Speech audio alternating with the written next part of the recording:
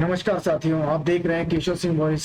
Screen पर जो आप देख रहे हैं, अतीक अशरफ की परेड क्यों कराई, सुप्रीम कोर्ट ने यूपी सरकार से पूछा है। ये हम सभी जानते हैं कि इस समय जो सुप्रीम कोर्ट में जो जजेस हैं वो सभी में रीढ़ की हड्डी जो है वो मजबूत हो गई है। अब वो झुक नहीं रहे हैं जो कि जैसे जैसे जैसे जैसा कप्तान होता है, खिलाड़ी भी उसी तरह के होते हैं। तो डी वाई चंद्रचूड़ और जो उनकी टीम है, जो अन्य जो जजेस हैं, इस समय सभी अकड़ के खड़े हैं। जो सरकार से जो वाहिद सवाल होने चाहिए वो सरकार से पूछ रहे हैं। मैं इस बात की घोर निंदा करता हूं कि जिन परिस्थितियों में अतीक और अशरफ की जो मृत्यु हुई है वो एक अलग बात है। मृत्यु नहीं हुई है, उनकी हत्या की गई है। वो एक अलग बात है कि ये माफिया थे। ये इन्हें जो जुर्म मिलना चाहिए था वो मिलना चाहिए था हमारी न्यायपालिका के साथ, न्यायपालिका में जाते हुए, वहां की प्रक्रियाओं का पालन करते हुए। लेकिन इन्हें जो मारा गया, जिस तरह से मारा गया और जिन परिस्थितियों में मारा गया, वो सभी चीजें जो हैं वो सवालों के घेरे में है, संदिग्ध है। और सवाल और बड़े खड़े हो जाते हैं कि जिस तरह हम एक लोकतांत्रिक देश में और हम उस देश में रह रहे हैं जहां पर लोगों सभी को जीने का और अपने अपने धर्मों का पालन करने का हक है, आजादी है। हम सीरिया जैसे देश में नहीं है जहां पर सिर्फ एक ही धर्म और एक ही बात, एक ही इसको माना जाए, एक ही मजहब को माना जाए। वहां पर जब किसी को मारा जाता है या गला काट दिया जाता है और कहा जाता है अल्लाह अकबर, तो हम भारत में क्या हो रहा है हम सभी ने देखा, जो टीवी पर देखा गया। और जजेस ने अपने जो वर्डिक्ट में ये बातें कही हैं कि जय श्री राम, मारने के बाद जय श्री राम अगर वो कहता है तो पुलिस की बंदूक से एक गोली नहीं चल रही है। और वहीं अतीक के बेटे के ऊपर कई गोलियां चली हैं। किन परिस्थितियों में गोलियां चली हैं? वो व्यक्ति जो स्कूटर, जो अपने मोटरसाइकिल पे घूम रहा है, वो कई दिनों से पुलिस के घेरे से बाहर चल रहा था। तो ये सब क्या है? ये किस तरफ ये सारी चीजें इंगित कर रही हैं? हम कौन से इसमें आ गए हैं? और जिस तरह से विकास दुबे की हत्या की गई थी, हम सभी जानते हैं कि विकास दुबे लंगड़ा था, फिर भी उसकी गाड़ी पलटी और वो भाग रहा था और उसे मार दिया गया। तो सवाल तो वहां पर भी था। लेकिन जो उत्तर प्रदेश की जो गवर्नमेंट है उसने कह दिया, सरकार, उसे पता था कि जब ये कोर्ट में जाएगा तो ये खड़े नहीं होंगे। तो वहां ये कह दिया कि हम जांच के लिए हमने एक जांच टीम गठित कर दी है, जिसका आज तक कुछ पता नहीं कि उस जांच टीम का क्या हुआ। हम आपको ये बताते हैं कि सुप्रीम कोर्ट ने क्या सवाल उठाए हैं। सुप्रीम कोर्ट का पहला सवाल ये था कि अतीक अशरफ की परेड क्यों कराई गई।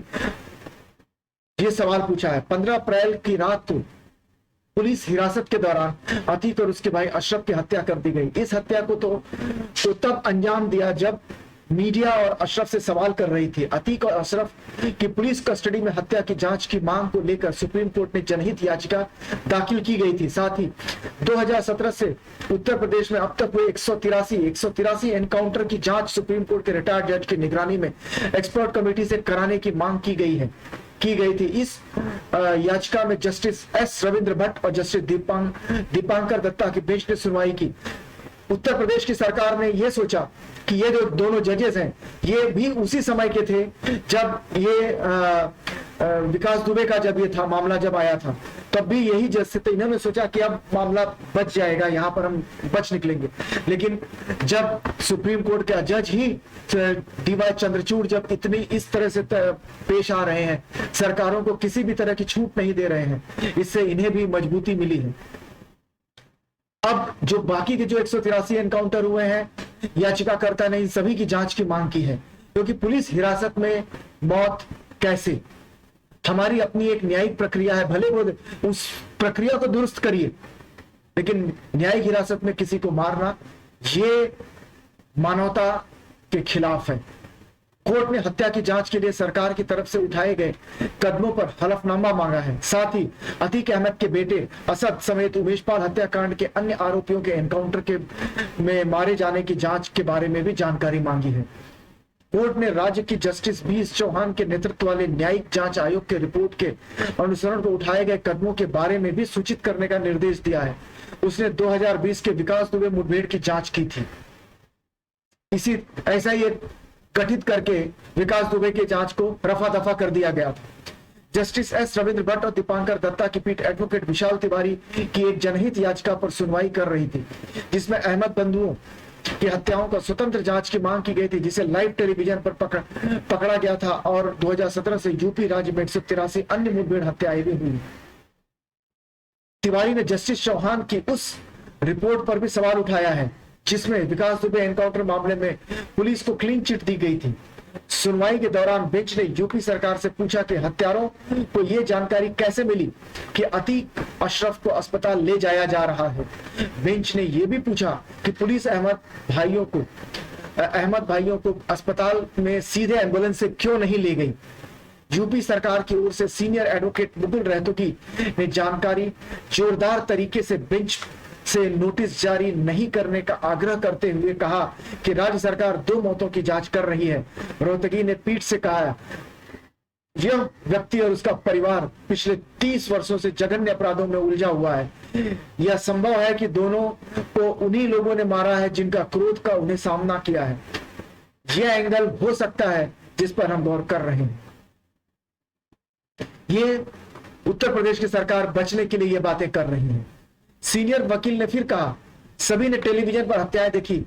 हत्यारे समाचार फोटोग्राफरों के भेष में आए थे, उनके पास आसपास में थे, उनके पास कैमरे थे और पहचान पत्र भी थे जो बाद में भी नकली पाए गए।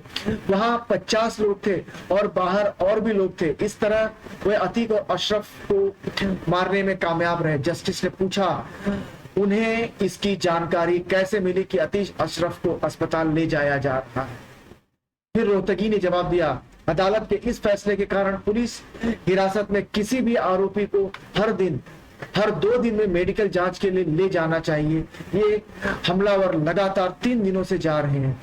जस्टिस दीपांकर ने फिर पूछा, उन्हें एम्बुलेंस में अस्पताल के गेट पर क्यों नहीं ले जाया गया, उनकी परेड क्यों कराई गई। वकील ने उत्तर दिया, ये दूरी बहुत कम थी।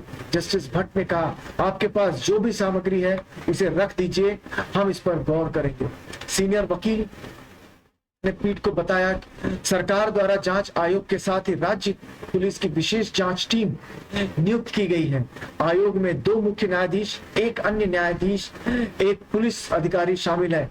हमने एक SIT भी नियुक्त की है और हम क्या कर सकते हैं। जस्टिस भट्ट ने कहा, इसे रिकॉर्डों पर रखो। रोहतगी ने कहा, हो सकता है लॉर्डशिप नोटिस जारी न करें, हमारे पास जो भी सामग्री है हम उसे रिकॉर्ड पर रखेंगे। फिर तिवारी ने कहा, एक विशेष जांच दल जब राज्य खुद एक आरोप के तहत है, आयोग केवल एक विशेष घटना की जांच कर रहा है, जबकि हम आमतौर पर उत्तर प्रदेश में मुठभेड़ में हुई मौतों की जांच की मांग कर रहे हैं। जस्टिस भट्ट ने स्पष्ट किया कि पीठ को स्टेटस रिपोर्ट देखने का अवसर मिलने के बाद यदि आवश्यक हो तो वह आयोग से बड़े मुद्दों को देखने का अनुरोध कर सकती है। उन्होंने समझाया, आप कह रहे हैं कि एक पैटर्न है, अगर वास्तव में कोई पैटर्न है तो हम हमेशा आयोग से अनुरोध कर सकते हैं कि वह कुछ अन्य सैंपल मामलों पर विचार करे और अपनी सिफारिशें दे। सुनवाई के बाद पीठ ने निम्नलिखित संक्षिप्त आदेश पारित किया। मोतीलाल नेहरू संभागीय अस्पताल प्रयागराज के पास 15 अप्रैल को हुई मौतों की जांच के लिए उठाए गए कदमों का संकेत देते हुए एक व्यापक हलफनामा दायर किया जाएगा। हलफनामे में घटना के ठीक पहले हुई घटना के संबंध में उठाए गए कदमों का भी खुलासा होगा। जस्टिस BS चौहान आयोग की रिपोर्ट के बाद उठाए गए कदमों का भी खुलासा करें। 3 सप्ताह के बाद मामले को सूचीबद्ध किया जाए। तो अब आपने देखा कि किस तरह से अब उत्तर प्रदेश की सरकार के पसीने छूटे हुए हैं। उनके जो वकील हैं जो खड़े हुए हैं, उनकी तरफ से रोहतकी जो खड़े हुए हैं, वो बार बार वो यही कह रहे हैं कि अब किसी तरह के आयोग की जरूरत नहीं है, क्योंकि उन्होंने खुद उनकी टीम जांच कर रही है। तो अब देखते हैं 3 हफ्ते के बाद जो अगली सुनवाई होगी उसमें उत्तर प्रदेश की सरकार और क्या गुल खिलाती है या और क्या लेके आती है अपने बचाव में। तो अब देखते रहिए केशव सिंह वॉइस आपको हर बातों का माकूल जवाब और पूरी तरह से निष्पक्ष होकर बातें आप तक पहुंचती रहेंगी। धन्यवाद।